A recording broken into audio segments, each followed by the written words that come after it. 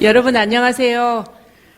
참 제가 여러 번 사양을 하고 힘들다고 얘기했는데도 저를 이렇게 딱딱한 분위기에 좀 내세워 보면 좀 부드러워지지 않을까 싶었는지 꼭 이 자리에 서게 하네요. 4년 전에도 여기서 저희 남편에 대한 제 견해를 말씀드린 적이 있어서 감회가 새롭습니다.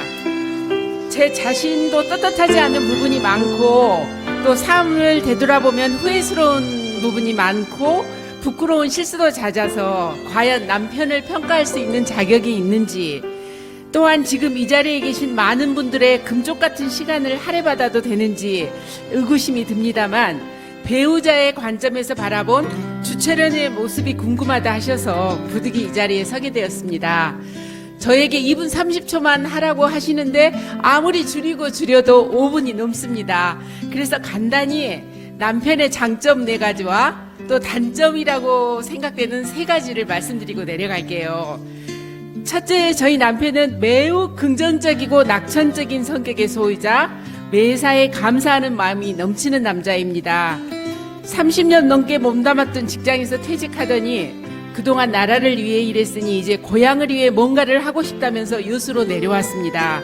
저야 아무것도 모르니까 그냥 짐 싸서 왔는데 어려운 일이 많고 저희가 생각한 것보다는 이 선출직이 나오면서 또 저항이 심했었지만 운 좋게도 여기 계신 여러분들의 도움으로 오늘 이 자리까지 올 수 있었습니다. 저희 남편의 그 긍정적인 마음, 낙천적인 성격이 아니었다면 감히 시도해 볼 수 없는 일이라는 생각이 들어요.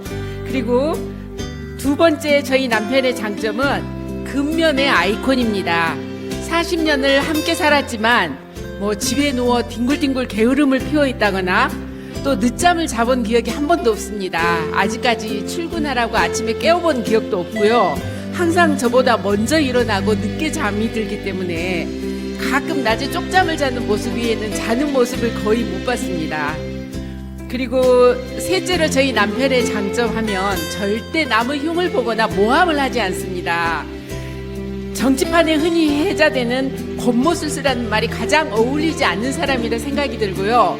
가끔 제가 밖에 나와서 억울한 얘기를 듣고 와서 흥분에 떠들면 그 사람 입장에서는 그럴 수 있는 거라고 오히려 저를 나무랍니다.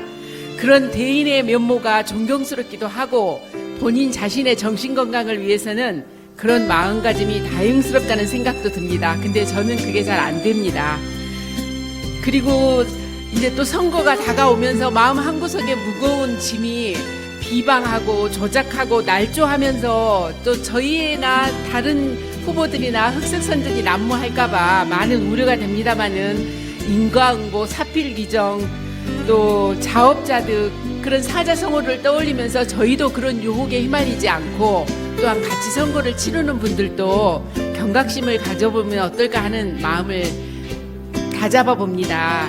그리고 다음으로 저희 남편의 장점이라 할까요?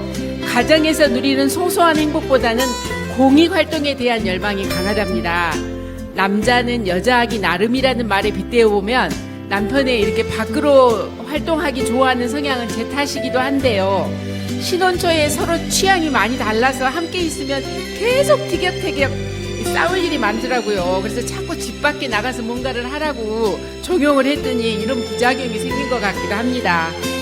그리고 또 저희 남편의 단점이라고 하면 물질적 욕망이 너무 없어요. 그러니까 부당한 그런 물질에 대한 욕심을 부려서는 안 되지만 어쨌든 처자식을 가진 사람이라면 유복한 환경을 만들려는 의무는 자연스럽게 가져야 할 것 같은데 이 물질을 모으고 누리려는 욕구가 전혀 없습니다. 배고프지 않고 헐벗지 않으면 그것에 대한 만족이 아주 행복한 사람인데요. 저는 아내로서 가정을 꾸리는 여인으로 자식을 기르는 엄마로서 참 내내 그 점이 많이 아쉬웠답니다. 그래서 부부싸움 많이 했어요. 그러니까 저희 남편은 저한테 어떤 너무 속물적인 생각을 갖고 있다고 뭐라 하는데 제가 봤을 때 전 지극히 정상적이고 평범한 제 의견을 얘기했는데도 남편한테 혼이 많이 나고 이제는 거의 득도의 경지에 이르러서 더 이상 그런 일로 다투지 않습니다. 그리고 다음에 또 저희 남편의 단점 한 가지가 자식들에게 너무 무관심합니다. 그래서 전에는 어머 얘들이 우리 둘 사이에 난 애들이 아니라 내가 데리고 당신하고 결혼한 것 같아 그런 얘기를 많이 했었는데요. 자녀를 셋 이상 낳자고 숫자에는 집착을 했으면서도 정작 양육과 교육에 대한 투자에는 별로 관심이 없습니다. 또 제가 오해했는지는 모르지만 그런 부분에 남편을 질책하면 애들 굶주리지 않았고 헐벗기지 않았고 정상적으로 학교 보내서 교육시켜주면 그 이상의 뭔가를 한다는 거는 부질없는 짓이라는 거예요. 자식한테 과잉충성해서 자기는 좋은 일이 있을 거라는 생각을 못 하겠답니다.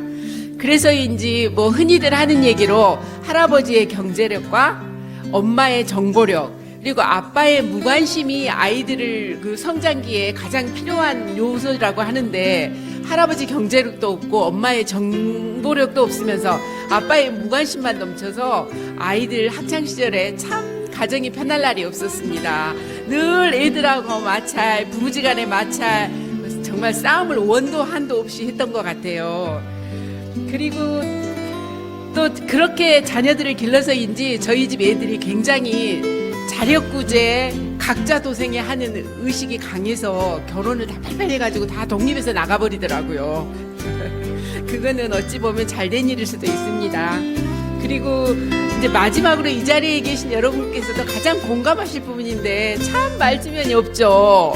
그리고 좀 상대방을 기분 좋게 할 그런 화술을 좀 길러야 할 텐데 남편에게 그런 부분 지적하면 자기는 그냥 생긴 대로 산대요. 말 번지르르게 해서 뭐가 얼마나 사람의 신뢰를 얻겠느냐면서 절대 저의 충고도 받아들여주지 않습니다.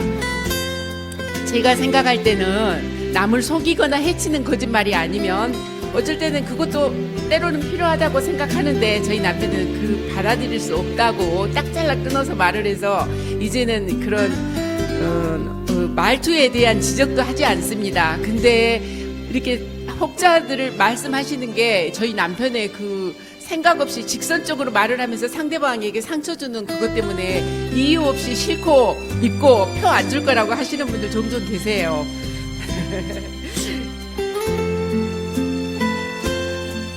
얘기를 하려면 또 한이 없습니다만 여기서 줄이렵니다.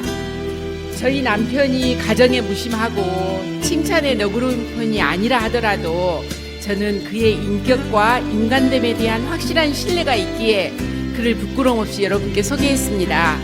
자기 자신만의 이익이 아니라 공공의 선을 추구하는 대인의 기질을 존경하기에 그를 믿고 따라갑니다. 남편이 걷는 험난한 길에 조금이라도 도움이 된다면 검은 머리 팥불이 될 때까지 그의 그늘이 되어 함께 걷겠습니다. 주철연의 한없는 여수사랑, 이 책을 볼 때마다 그냥 이가 갈리는데요. 이 한없는 여수사랑이 한없는 아내사랑, 한없는 자식사랑이었다면 과연 제겐 어떤 삶이 펼쳐졌을까? 가끔 행복한 상상을 해보기도 하는데요. 그럼 저희 남편은 저더러 편협한 가치관 속에 자신만 아는 이기적인 삶을 살고 있을 텐데 남편 덕에 세상석에 나와 황골탈퇴했음을 감사하라고 또 저를 다그치네요. 2024년 갑진년은 저에게도 여러분 모두에게도 진정 의미 있고 값진해 축복이 넘치는 한 해가 되길 바랍니다. 지난 4년 여수와 서울을 오가면서 여수 발전을 위해 혼신의 힘을 다한 제 남편의 진가를 알아주시고 격려와 칭찬으로 길을 살려주십시오. 제 남편의 눈과 귀가 되어 솔선수범해주신 도시의원님들, 또 자신의 일처럼 즐거운 마음으로 열정과 정성을 다해 척척 업무 처리를 해주신 보좌진 여러분께 한없는 감사를 드립니다. 물심양면으로 도와주신 지지자 여러분 개개인에겐 보답은커녕 감사 인사조차 제대로 못 드렸습니다. 그럼에도 묵묵히 응원해주신 많은 분들을 생각하며 하루하루 최선을 다해 나아가겠습니다. 여러분 고맙습니다. 그리고 사랑합니다.